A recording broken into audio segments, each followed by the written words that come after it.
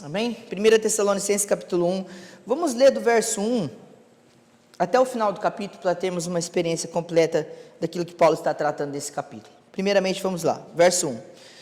Paulo, Silvano e Timóteo, a igreja dos Tessalonicenses, em Deus Pai e no Senhor Jesus Cristo, que a graça e a paz estejam com vocês.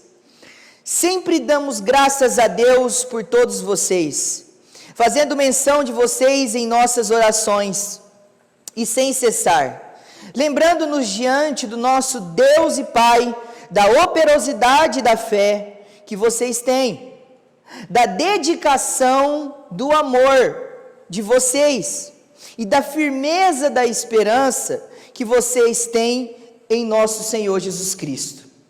Sabemos, irmãos amados, por Deus, que Ele os escolheu, porque o nosso Evangelho não chegou a vocês somente em palavras, mas também em poder, no Espírito Santo e em plena convicção. E vocês sabem muito bem qual foi o nosso modo de agir entre vocês, para o próprio bem de vocês. E vocês se tornaram nossos imitadores e do Senhor, recebendo a palavra com a alegria que vem do Espírito Santo, apesar dos muitos sofrimentos. Assim, vocês se tornaram um modelo para todos os crentes na Macedônia e na Acaia, porque a partir de vocês a palavra do Senhor repercutiu não só na Macedônia e na Acaia, mas a fé que vocês têm em Deus repercutiu em todos os lugares, a ponto de não termos mais necessidade de dizer mais nada a respeito disso. Porque, no que se refere a nós, as pessoas desses lugares falam sobre como foi a nossa chegada no meio de vocês, e como, deixando os ídolos, vocês se converteram a Deus para servir o Deus vivo e verdadeiro, e para aguardar dos céus o seu Filho, a quem Ele ressuscitou dentre os mortos, a saber, Jesus, que nos livra da ira vindoura. Amém. Vamos orar mais uma vez.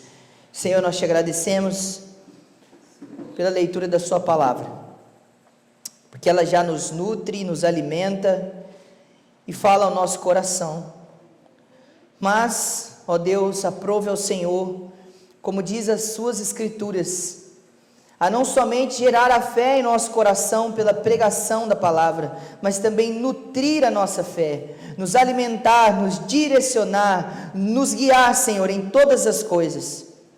Por isso rogamos o Senhor, ó Deus, nesse momento, rogamos o teu favor e o teu cuidado, e a tua iluminação, a iluminação que vem do Espírito Santo de Deus, para que possamos, ó Deus, compreender a sua santa palavra, que ela fale a nossa mente, ao nosso coração, e venha de encontro com a urgente necessidade que temos, ó Deus, no presente momento. Em nome de Jesus Cristo, oramos. Amém. Amém.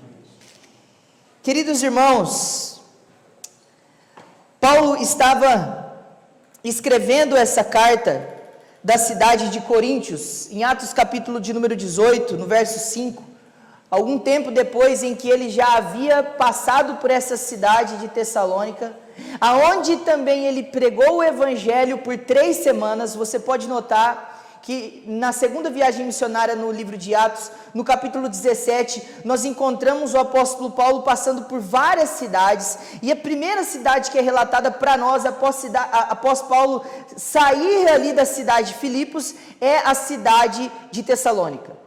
E o texto bíblico vai dizer que conforme o costume de Paulo, ele então parava aos sábados nas sinagogas e ele ensinava ali o evangelho de Jesus Cristo. Então, nesse momento, quando Paulo estava ali pregando o evangelho durante 3 sábados, a Bíblia diz para nós que muitos se converteram ao Senhor. Isso incluíam gregos, judeus e mulheres importantes da cidade. Em seguida, ao verem esse acontecimento, então os judeus, tomados por inveja, Eles começam a perseguir o apóstolo Paulo e ele então precisa fugir da cidade de Tessalônica. E então ele segue fazendo a sua viagem, passando por Atenas, passando por Coríntios, passando por várias cidades, fazendo aquilo que ele sempre fazia, plantando igrejas, pregando o evangelho, fazendo discípulos. E ele muitas vezes revisitava essas cidades, porque ele criava um vínculo pastoral com essas pessoas, e ele se preocupava com essas pessoas, com o bem-estar dela. Tanto é que, nesta mesma carta, no capítulo de número 3, Paulo vai citar, se você ler o capítulo 17 e 18 de Atos, você vai perceber que quando Paulo vai embora, Timóteo e Silas, que são citados na introdução, Paulo, Silvano e Timóteo, Silvano aqui é Silas, e eles são citados na introdução e eles ficam lá na cidade de Tessalônica para continuar cuidando desses irmãos que se converteram a Deus. Paulo fazia muito isso. Quando o evangelho prosperava no local, ele ia embora, deixava pastores, depois ele mandava esses pastores vir ter com ele, e aí então depois ele enviava novamente pastores para verificar como essa igreja estava. E então no capítulo 18 de Atos, quando Paulo escreve essa carta, nós temos um relato que Paulo está recebendo Timóteo.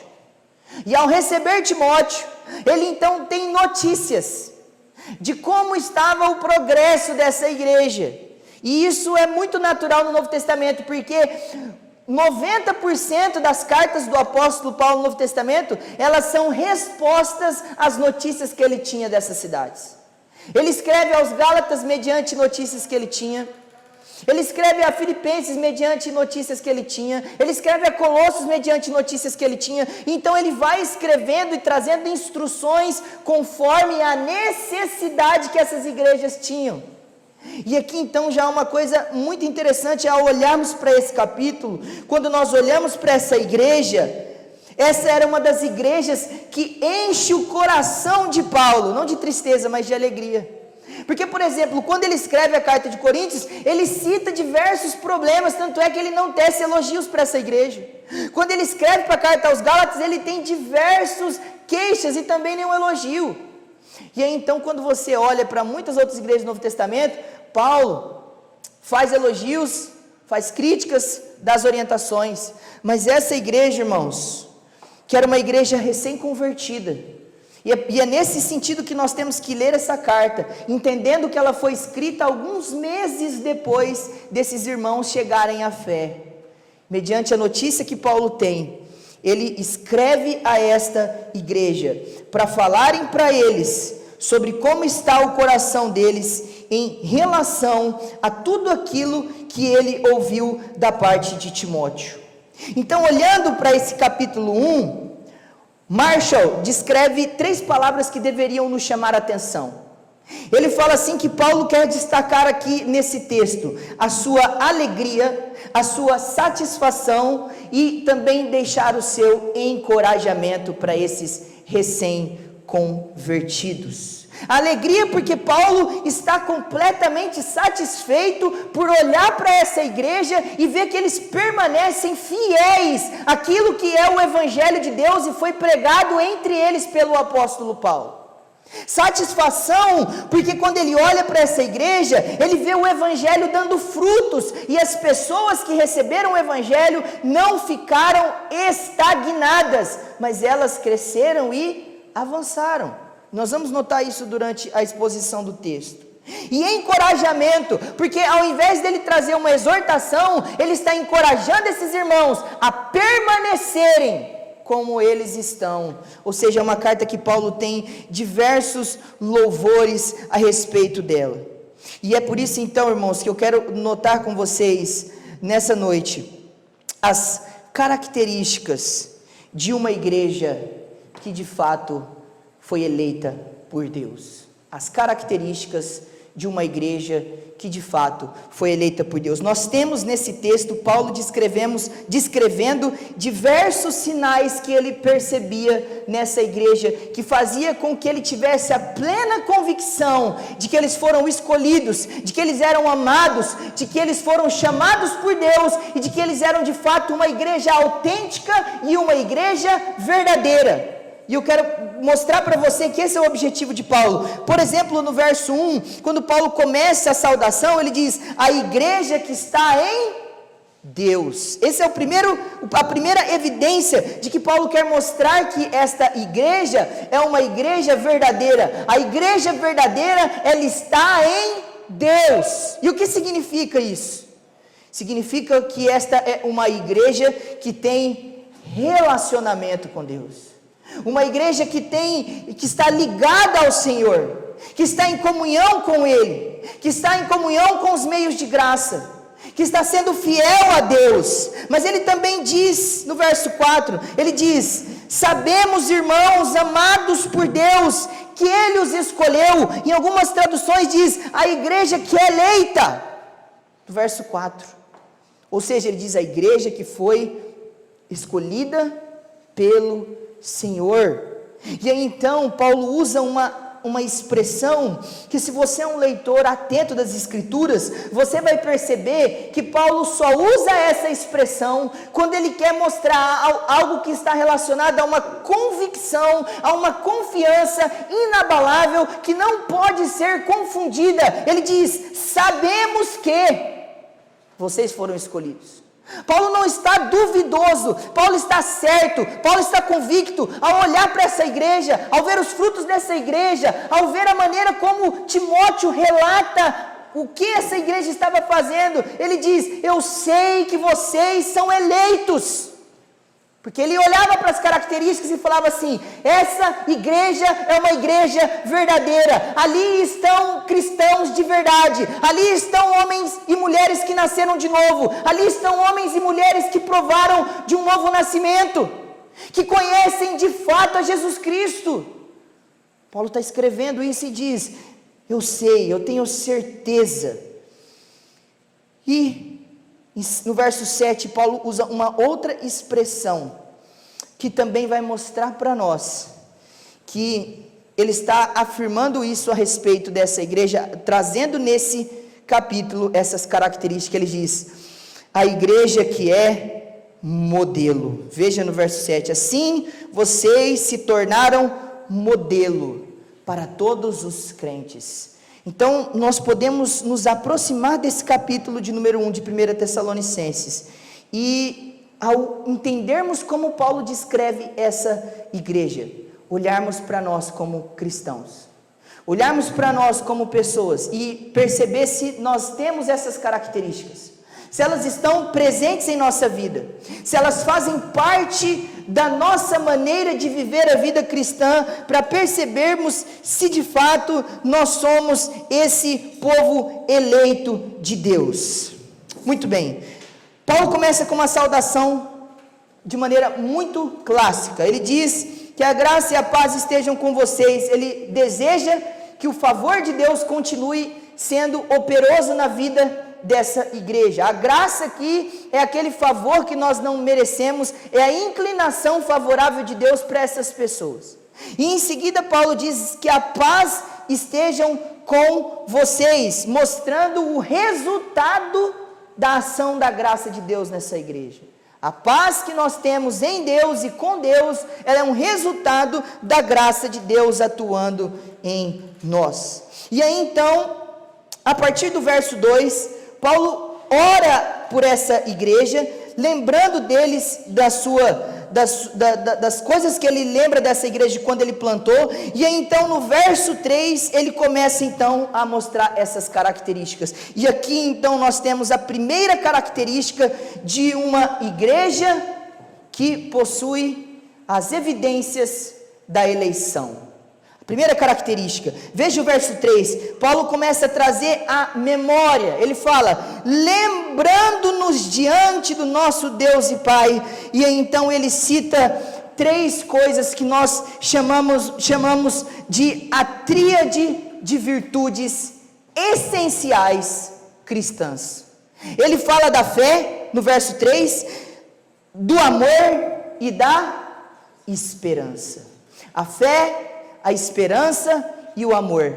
E você vai notar que Paulo, muitas vezes nos seus escritos, ele não somente fala da fé, ele não somente fala da esperança, ele não somente fala do amor, mas muitas das suas cartas são escritas ou para corrigir algum dos problemas de fé, ou para corrigir algum problema do amor deles que deixava de ser um amor operoso, ou então para reorientar a esperança deles das coisas futuras, que muitas vezes estavam desanimados na fé. E aqui então nós temos uma coisa importante, que quando nós falamos de fé, de amor e de esperança, nós temos toda a definição da vida cristã. Moody diz assim: nós encontramos a ordem lógica e cronológica da vida cristã. A fé, ela se relaciona com o passado, porque é algo histórico, é uma convicção que nós temos de feitos passados, como a ceia, por exemplo, em que nós fazemos em memória do Senhor, daquilo que aconteceu no passado. O amor, ele está relacionado com o presente, porque é uma necessidade do agora, de praticar o amor, de viver o amor que Deus exige de nós. E a esperança, ela tem a ver com o futuro, porque é nossa fé olhando para as coisas futuras e aguardando essas coisas, como o próprio texto vai nos ensinar. E aí então, irmãos, nós chegamos a um ponto aqui, nesse verso 3, que nós notamos uma outra coisa que Paulo faz. Paulo não somente lembra que esses irmãos têm fé, que esses irmãos têm amor, e que esses irmãos têm esperança, mas agora ele dá um adjetivo para cada uma dessas características da virtude cristã. Você pode perceber que Paulo vai dizer que a fé desses irmãos era uma fé o quê? Operosa. E quantas vezes nós temos nas escrituras, por exemplo, o livro de Tiago sendo escrito porque haviam pessoas que tinham uma profissão de fé, falavam que criam, mas não demonstravam a sua fé através das suas obras. Era um discurso vazio, eles falavam assim: não, eu tenho fé em Jesus Cristo, mas muitas vezes eles não mostravam através da sua vida. Tanto é que Tiago fala assim para o suposto leitor, né? Eu vou mostrar para você a minha fé através das minhas obras, porque a fé, ela é notada a partir de como nós vivenciamos diante de Deus. Ele fala: vocês têm uma fé operosa, o que significa que vocês não somente creem, mas vocês trabalham. Mas ele continua, ele fala um outro adjetivo agora da segunda característica do amor. Do amor ele fala assim, ó, da dedicação do amor. Esses irmãos, eles não eram relaxados, eles não eram preguiçosos, eles não eram negligentes, eles não eram indisciplinados e insensíveis, mas o amor deles era não somente de palavra, mas também de obras. Outra coisa que as escrituras nos exortam, eles praticavam o amor, eles tinham dedicação uns com os outros. E então ele diz no verso 3 ainda, sobre a esperança, essa terceira característica, ele fala do adjetivo dessa característica, ele fala da firmeza, ou seja, vocês não são vacilantes, vocês não são inconstantes. Uma hora vocês estão muito fervorosos, crendo nas promessas de Deus, outra hora vocês estão meio duvidosos, meio desesperançosos, com uma certa ausência de confiança. Então ele deixa claro que ele via essa tríade de características, a fé, a esperança e o amor, como coisas que estavam presentes na vida desta igreja. E então nós devemos agora fazer um autoexame. Nós podemos identificar muitas vezes com a nossa análise de si mesmo, que há fé em nós, que há amor em nós, que há esperança em nós, mas mais do que haver fé em nós, amor em nós, esperança em nós, a nossa fé é operosa, o nosso amor é dedicado, a nossa esperança é firme. Olhe para a sua vida agora e reflita sobre isso. Essa é a primeira característica que Paulo mostra de uma igreja que possui as evidências de que ela foi eleita por Deus. O eleito de Deus, ele crê, mas ele trabalha. O eleito de Deus, ele ama e ele se dedica. O eleito de Deus, ele crê profundamente nas promessas de Deus, mas ele não se abala, ele permanece, ele é firme. Paulo está mostrando aqui para essa igreja, fala assim, olha, eu reconheço, eu sei que vocês são assim, eu sei que Deus nos escolheu, eu sei que vocês são uma igreja modelo, eu sei que vocês são uma igreja que foi escolhida por Deus, eu sei que vocês estão em Deus, porque vocês têm essas características, eu noto isso em vocês. Mas em segundo lugar, Paulo mostra uma outra característica, e aqui é importante nós ressaltarmos que esse talvez seja o aspecto mais forte da eleição,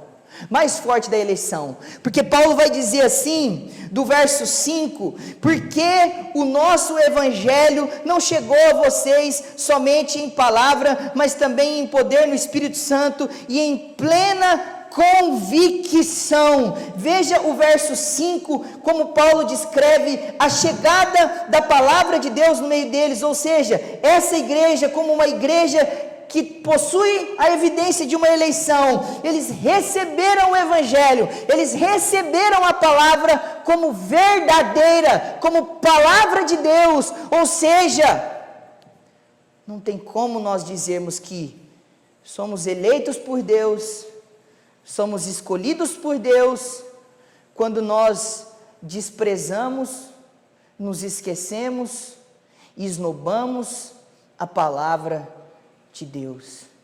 Eu pergunto para você agora, qual a sua relação com a palavra de Deus?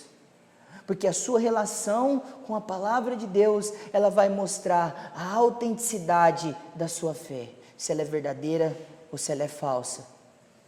Ou se você está com uma fé inoperante, se você está fraco, se você está em crise, mas a maneira como você lida com a palavra mostra isso. E aí, uma coisa que chama a atenção nossa nesse verso 5, é que Paulo mostra como esse evangelho chegou até eles, o evangelho que Paulo pregava como o evangelho de Jesus Cristo. Ele diz, em primeiro lugar, que o evangelho não chegou a vocês somente em palavras, e aqui é uma coisa importante, o evangelho chegou em palavras, mas não somente em palavras. E aqui então nós temos que ir contra uma tendência, um ditado moderno que nós escutamos muitas vezes, até de pessoas muito piedosas, quando elas dizem assim, não, nós temos que pregar o Senhor, mas com as nossas atitudes.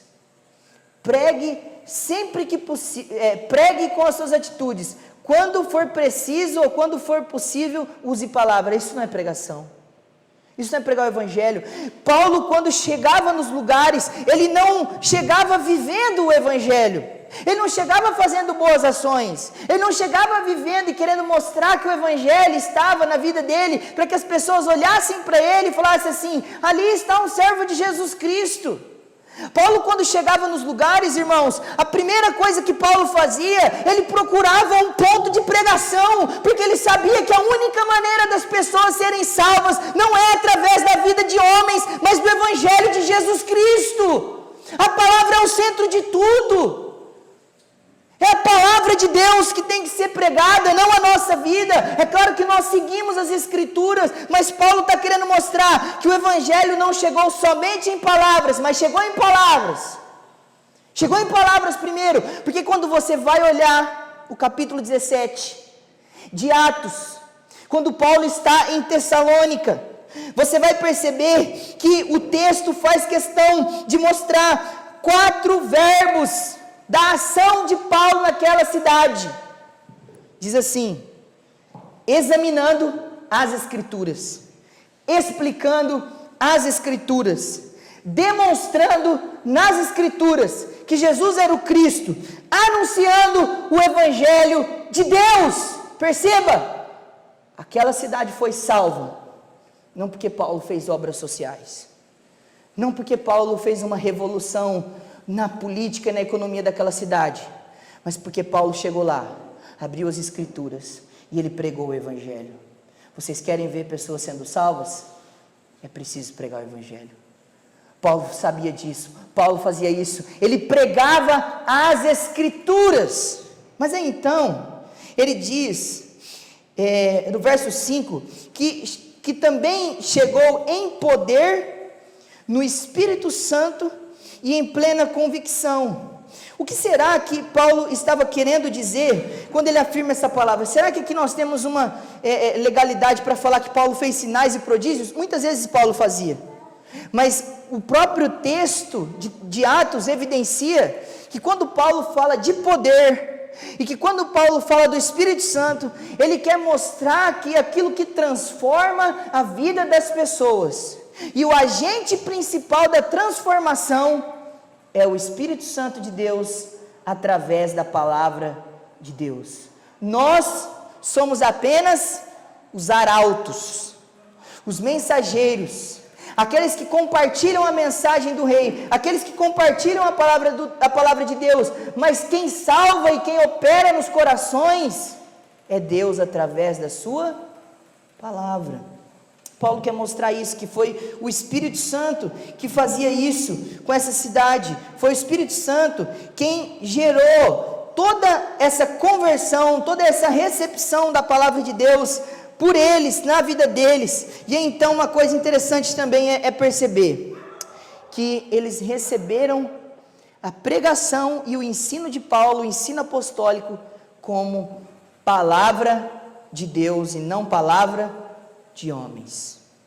Perceba que Paulo vai dizer no capítulo 2, verso 13 dessa carta, ele vai dizer: por isso, nós também não deixamos de agradecer a Deus, pois quando ouvistes de nós a sua palavra, não a recebestes como palavra de homens, mas como palavra de Deus, como de fato é, a qual também atua em vós os que creem. Perceba, Paulo reconhecia que o que ele estava falando era a palavra de Deus, e que essa igreja recebeu como palavra de Deus, e isso gerou neles a conversão, que eles experimentaram a fidelidade, todas essas características. Essa é a segunda evidência que Paulo deixa nesse texto, de uma igreja que mostra ser eleita pelo Senhor. É a sua relação, é a sua recepção, é a sua dedicação à palavra, além da tríade das virtudes cristãs, a fé, a esperança e o amor. Mas em terceiro lugar, irmãos, notem que Paulo vai dizer no verso 6, quando ele fala do procedimento que ele teve juntamente com eles, e aí no verso 6 ele diz assim: e vocês se tornaram nossos imitadores e do Senhor, recebendo a palavra com alegria que vem do Espírito Santo, apesar dos muitos sofrimentos. E aqui então nós temos uma terceira característica: eles se tornaram imitadores de Paulo, dos seus companheiros e do Senhor Jesus Cristo. Se submetia ao discipulado. Essa igreja não somente se submetia como uma igreja que estava centralizada na palavra, que tinha um coração voltado para a palavra, mas essa igreja, ela se submetia ao discipulado, ao imitar pessoas. A palavra que Paulo utiliza aqui para imitação é mimetes. De onde vem a palavra mímica? De onde vem a palavra onde nós fazemos mímicas para imitar alguma coisa, para copiar alguma coisa? Então Paulo está deixando claro para essa igreja que eles estavam mimetizando a maneira em que Paulo vivia, e também o Senhor Jesus,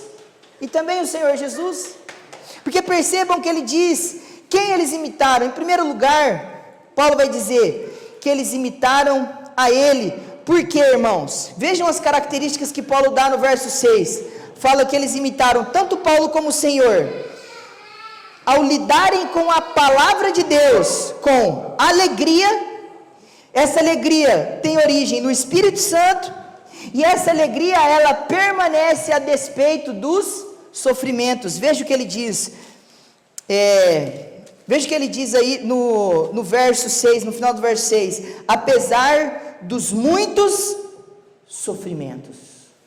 Então aqui Paulo quer mostrar que assim como ele, que sofreu, e no capítulo de número 2 da segunda carta aos Tessalonicenses, Paulo mais uma vez vai falar para essa igreja que via neles essas evidências, porque assim como Paulo sofria, e eles sabiam disso, eles também acompanhavam os passos de Paulo, sofrendo pelo Evangelho, sofrendo pela causa de Cristo, sofrendo pelo reino de Deus. Paulo dá esse exemplo. Mas em segundo lugar, eles imitavam também o Senhor Jesus Cristo, aquele que foi relatado como homem de dores, aquele que foi relatado como um homem que sofreu, sendo Deus sim, mas assumindo a natureza humana e sofrendo todas as coisas como nós, porém sem pecado.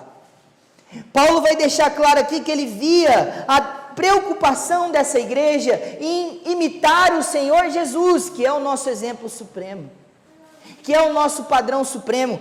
Por exemplo, o autor de Hebreus vai dizer que nós precisamos fixar os nossos olhos no autor e consumador da nossa fé, que é o Senhor Jesus, que por causa da alegria que lhe estava proposto, ele suportou a cruz, desprezando a vergonha que sofreu, e por isso agora está assentado à destra do trono de Deus. O nosso Senhor Jesus Cristo, ele olhou para todos os sofrimentos que ele tinha que passar, ele desprezou o sofrimento por causa da glória, por causa da honra. A Bíblia diz que ele olhou além dos sofrimentos. Então Paulo enxerga nesses irmãos como eles lidavam com a fidelidade à palavra em meio aos sofrimentos, com alegria em muitas tribulações, como uma evidência da eleição, como uma evidência de que Deus havia operado uma obra neles.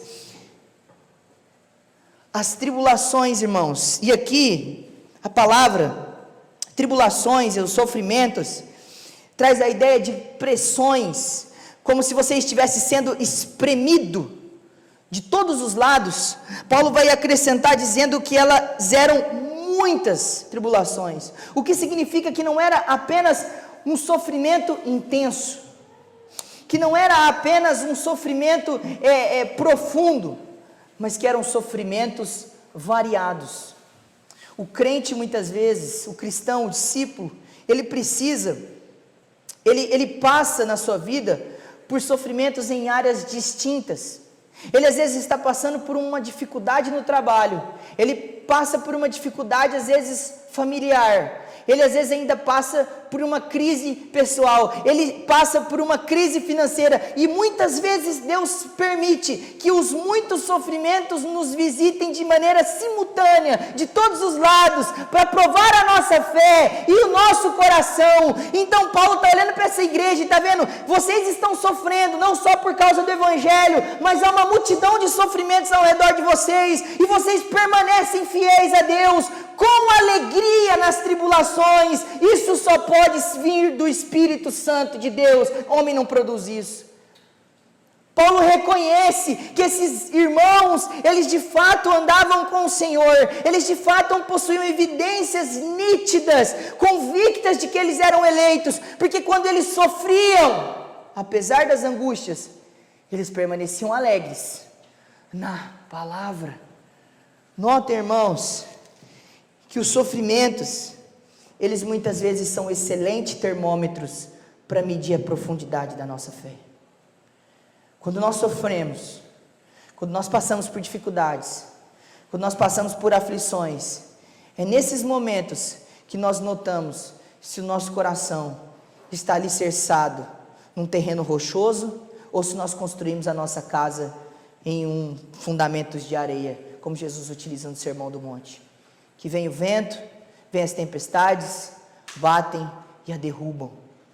Então, irmãos, os sofrimentos, eles vão mostrar isso. Eles vão mostrar como está a sua fé. Eles vão mostrar como está a minha fé.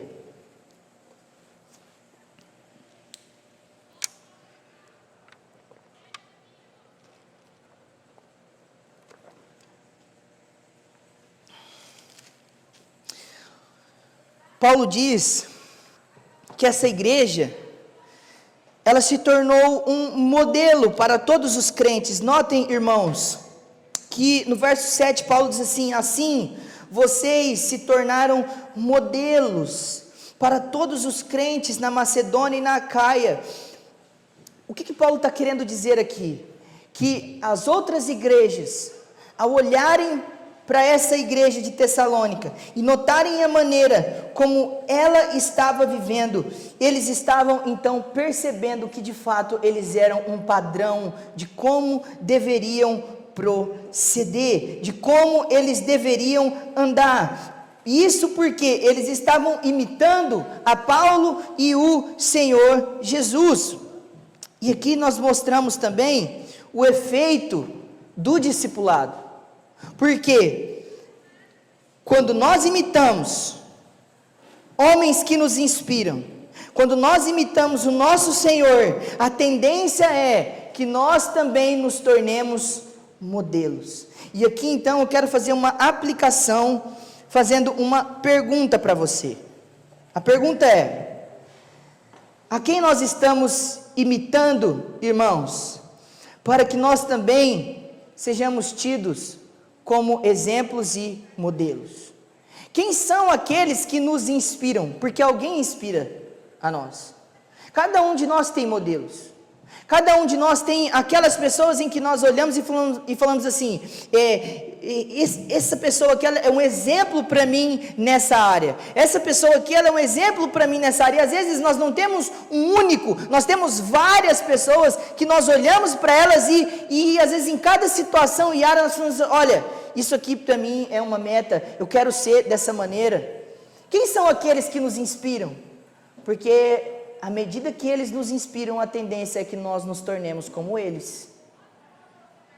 O Senhor Jesus deve ser o primeiro, mas nós precisamos olhar para essas pessoas e analisarmos se aqueles que nós temos aprendido, eles têm nos levado a sermos modelos como servos de Deus, como pessoas que podem ser reconhecidas e notarmos evidências em nós da eleição e do chamado de Deus em nós. Em quinto lugar, há uma outra característica que Paulo diz isso no verso 8, porque ele vai dizer assim: porque a partir de vocês a palavra do Senhor repercutiu não só na Macedônia e na Acaia, mas a fé que vocês têm em Deus repercutiu em todos os lugares, a ponto de não termos mais necessidade de dizer a respeito disso. E aqui eu gostaria de fazer 2 pontos já, só com essa observação desse versículo. Primeiro, que eles compartilhavam a fé salvadora, ou seja, eles evangelizavam. Aqui está uma característica importante para notar se de fato a palavra de Deus está em nós. Nós somos aqueles que compartilham o evangelho de Cristo, porque um dia alguém pregou para nós, um dia alguém compartilhou o evangelho com você, um dia por causa que alguém pregou o evangelho para você, a fé nasceu em seu coração, você foi visitado com arrependimento do Espírito Santo. E aí eu pergunto para você: como você tem lidado com a mensagem do evangelho? Você é alguém que retém o evangelho, ou você é alguém que prega o evangelho? Ou você é alguém que se relaciona com o evangelho só aqui nos cultos, na reunião da igreja? Você compartilha o evangelho? Porque Paulo está olhando para essa igreja e está falando assim: olha, eu sei que vocês são eleitos, porque a partir de vocês a palavra do Senhor repercutiu. É como se Paulo parasse por um breve momento de dizer aquilo que o evangelho fez neles, para mostrar aquilo que o evangelho tem feito através deles. Deus trabalha em nós, mas Deus também trabalha através de nós. Você é um dispenseiro do evangelho? Você é alguém que compartilha a palavra de Deus? Ou você é alguém que omite e esconde a palavra de Deus? Você é alguém que vive a sua vida comum no trabalho, na família, em todos os ambientes, e você não compartilha da palavra com as pessoas, porque Paulo está mostrando que uma igreja saudável, que uma igreja que cresce, que uma igreja que prospera na sua relação com Deus, é uma igreja que evangeliza, é uma igreja que prega. Quem foi a última pessoa que você pregou o evangelho? Quando foi a última vez que você abordou alguém e falou assim: olha, eu quero compartilhar uma mensagem com você, eu quero falar de Jesus Cristo com você? Quando foi a última vez que você confrontou alguém com os pecados dele, e aí depois de mostrar a desgraça que essa pessoa está em relação a Deus, você mostrou a boa notícia do evangelho, falou assim: mas há esperança para você, Cristo Jesus morreu para salvar pecadores. Quando foi a última vez que você fez isso? Porque, irmãos, isso é uma característica importante daqueles que são de Cristo. Eles não retêm a palavra, eles pregam a palavra. E quando Paulo está escrevendo isso, irmãos, prestem atenção, Paulo não está escrevendo para teólogos, Paulo não está escrevendo para pastores, Paulo não está escrevendo para pregadores, Paulo não está escrevendo para evangelistas natos. Paulo está escrevendo para trabalhadores, para comerciantes, para navegadores, para pais de família, para mães de família, para o cidadão comum, que vivia a vida diária. Ele está dizendo: vocês estão pregando o evangelho. Às vezes a gente tem esse falso conceito em nós, de que pregar o evangelho é uma coisa para pastor. Toda a igreja de Jesus Cristo é chamada para pregar o evangelho. Você pode não ser chamado a estudar a teologia, no sentido de ser um grande mestre, um pregador, alguém que lidera expondo, mas você é chamado a compartilhar o evangelho. Você não pode se omitir dessa responsabilidade. Pregar o evangelho para os perdidos é uma responsabilidade de todo cristão. Paulo reconhece essa característica nessa igreja e ainda diz que as pessoas de fora testemunhavam a respeito deles, eles recebiam o testemunho de outros cristãos. E em sexto lugar, nós temos então Paulo falando aí a partir do verso 9, ele diz assim: porque no que se refere a nós e as pessoas desses lugares, da Macedônia e na Acaia, que testemunhavam a respeito da fé deles e receberam também a pregação deles, Paulo diz assim, eles sabem como foi a nossa chegada no meio de vocês e como vocês, deixando os ídolos, vocês se converteram a Deus para servir ao Deus verdadeiro. É como se Paulo tivesse falado várias características e ele deixasse a primeira e notória característica de alguém que experimentou o chamado de Deus, a eleição do Senhor, ele deixa para o final, que é a conversão. Porque a fé, a esperança e o amor, elas são coisas que se tornam visíveis depois da conversão. Porque dentro do plano de Deus, a maneira como Deus salva o seu povo, como foi lido aqui pelo irmão Zamba, Efésios 1, a salvação ela começa antes da eternidade, quando Deus nos elege nele. Mas aí então, a salvação também acontece quando alguém prega o evangelho para nós, e então a palavra gera novo nascimento em nosso coração, e isso muitas vezes nós não vemos com os nossos olhos, porque está oculto, é interno, é uma obra interna do Espírito. Mas por outro lado, o próximo passo é a conversão, que é constituída de arrependimento e fé. E é quando nós notamos que uma pessoa, ela se entristece pelos seus pecados e os abandona, e confia, crê em Jesus Cristo como aquele que perdoou, lavou e santificará continuamente dos pecados. Veja a característica que Paulo dá aqui nesse verso 9, ele diz: vocês se converteram, vocês abandonaram o pecado. Converter aqui, irmãos, a palavra significa literalmente dar meia volta, voltar-se. E a ideia é, vocês voltaram-se para Deus e deram as costas para os ídolos e para o pecado. A evidência genuína de um eleito de um povo que foi salvo, é que há uma clara divisão na vida dele entre o antes e o depois.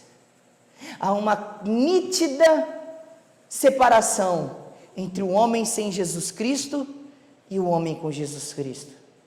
Há uma percepção infalível daquele tipo de vida que você vivia antes de Jesus e o tipo de vida que você vive agora com Jesus Cristo. Porque, vejam, irmãos, o que Paulo diz: vocês se converteram a Deus, voltaram-se para Deus, para servir o Deus vivo e verdadeiro. Quando Paulo fala aqui o Deus vivo e verdadeiro, ele está fazendo um contraste com os ídolos que ele falou antes.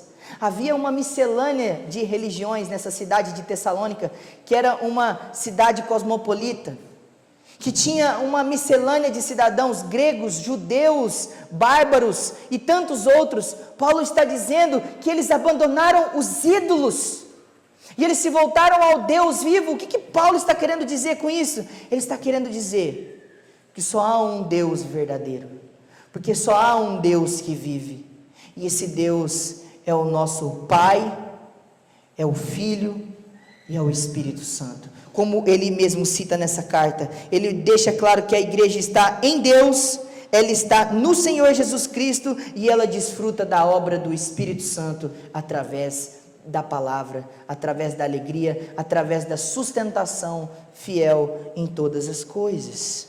Então Paulo deixa claro que a conversão, ela é uma clara evidência de que Deus nos salvou. E aí, então ele fala uma outra coisa aqui, depois de falar a palavra converter. Ele diz assim: vocês se converteram a Deus para servir. Para servir. Deus não converte, Deus não chama as pessoas para ficarem ociosas. Deus não chama as pessoas para virem para a igreja, sentar na igreja, ouvir a palavra, ir embora para casa, viver a vida, aí volta para a igreja, aí senta, aí ouve a palavra. Deus não chamou você para ser um consumista cristão. Deus chamou você para ser um servo. Porque ele diz: vocês se converteram a Deus para servir a Deus.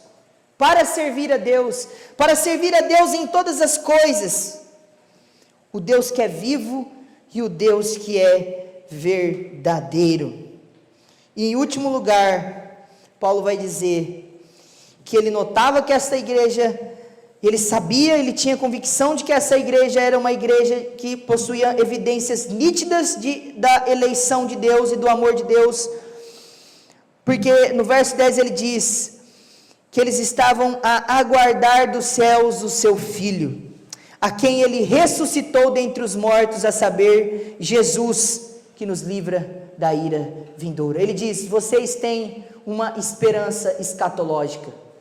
Vocês vivem o presente momento, mas vocês sabem que haverá um desfecho.